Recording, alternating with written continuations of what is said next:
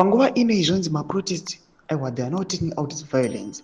Tiri kuona kuti panapa pane maflyers aiwa kana maposters ava kutobuda from the ruling party ZANU-PF vachibuda vachireplya kune vanhu vese vari kuda kuplana mademonstrations. Atiri kuona sezvamuri kuona picture ari kunzi no selling out. Tiona vakomana ve the ruling party ZANU-PF especially with the youth league vachiti aiwa nesu we are going to take part to stop vese vanoda kuita mhesva mukono, vese vanoda kuratidzira toti wasubscribe like on the bell kuti mina pahindo yevarakashi for ED March West vanoda nyora chiti protest in Zimbabwe have often turned violent, which is why the government needs to take a firm stance against anyone planning to take to the streets on March 31. This is an attempt to overthrow the government. It's good that CHAMISA is chosen not to associate himself with this destructive behavior. Domashwa nomudanyoro panapa kuposti mapictures amuri kuona panguva ino tichiona this current situation ichiitika. Tiri kuona kuti pane a fight yava kuitika pa social media.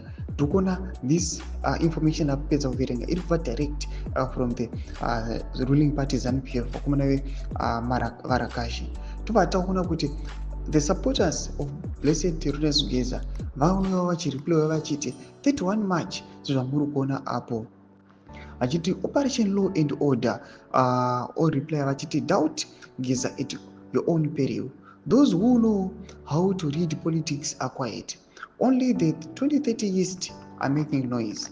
The real Varakashi are aware of the whirlwind. Swigananda will fall.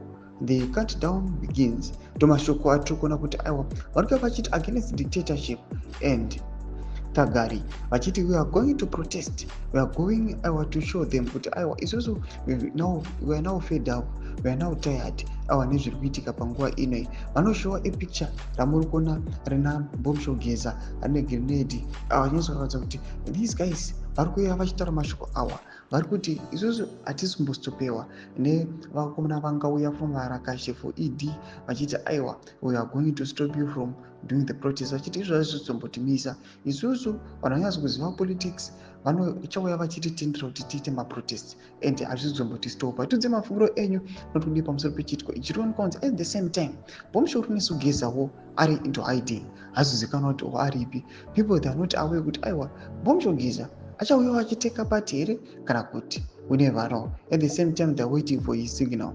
Muna comment section medu tudze mafungiro enyu, musana subscribe or like, turn on the bell icon.